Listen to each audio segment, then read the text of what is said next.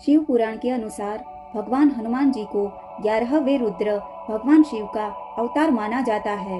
यह संबंध हनुमान जी की अपार शक्ति और दिव्य प्रकृति पर जोर देता है। शनिदेव, शनि का प्रतिनिधित्व करने वाले देवता, भगवान शंकर के भी एक समर्पित अनुयायी है, जो शनिवार को हनुमान जी की पूजा को शनि के प्रतिकूल प्रभावों को कम करने के लिए जोड़ता है। भगवान हनुमान जी से जुड़े सबसे शक्तिशाली भजनों में से एक हनुमान वड़वानल स्तोत्र है। भगवान राम और हनुमान जी के समर्पित अनुयायी श्री विभीषण जी द्वारा रचित यह स्तोत्र भक्तों को कष्टों से बचाने और उनकी मनोकामनाएं पूरी करने की अपनी क्षमता के लिए प्रसिद्ध है। इस स्तोत्र का नियमित पाठ करने से भक्तों की सभी मनोकामनाएं पूरी होती है। ओम अस्य श्री हनुमान वड़वानल स्तोत्र मंत्रस्य श्री रामचंद्र ऋषिः श्री हनुमान वड़वानल देवता राम बीजं ह्रीं शक्तिं शौं कीलकं मम समस्त विघ्न दोष निवारणार्थे सर्वशत्रु क्षयार्थे सकल राजकुल सम्मोहनार्थे मम समस्त रोग प्रशमनार्थम आयुरारोग्य ऐश्वर्य अभिवृद्ध्यर्थम समस्त पाप क्षयार्थम श्री सीतारामचंद्र प्रीत्यर्थम च हनुमद् वड़वानल स्तोत्र जपे विनियोगः। मनोजवं मारुततुल्यवेगं जितेन्द्रियं बुद्धिमतां वरिष्ठं वातात्मजं वानरयूथ मुख्यं श्रीरामदूतं शरणं प्रपद्ये।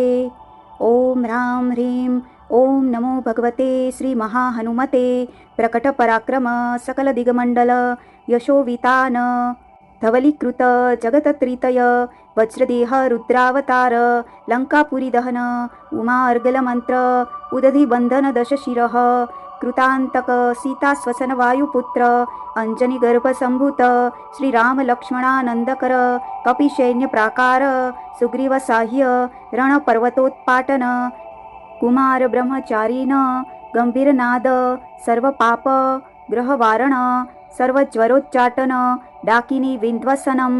ओम ह्रां ह्रीं ओम नमो भगवते महावीरवीराय सर्वदुःख निवारणाय ग्रहमंडल सर्वभूतमंडल सर्वपिशाच मंडलोच्चाटन भूतज्वर एकाहिकज्वर द्वाहिकज्वर त्र्याहिकज्वर चातुर्थिकज्वर संतापज्वर विषमज्वर तापज्वर माहेश्वर वैष्णवज्वरान चिंदी चिंदी यक्ष ब्रह्म राक्षस भूत प्रेत पिशाचान उच्चाटय उच्चाटय स्वाहा। ओम ह्रां ह्रीं ओम नमो भगवते श्री महाहनुमते ओम ह्रां ह्रीं ह्रूं ह्रैं रौं रः आं हां हां हां हां ओम सोम एहि एहि ओम हं ओम हं ओम हं ओम हं। ओम नमो भगवते श्री महाहनुमते श्रवणचक्षुर्भूतानां शाकिनी डाकिनीनां विषमदुष्टानां सर्वविषं हर हर आकाशभुवनं भेदय भेदय छेदय छेदय मारय मारय शोषय शोषय मोहय मोहय ज्वालय ज्वालय प्रहारय प्रहारय सकलमायां भेदय भेदय स्वाहा।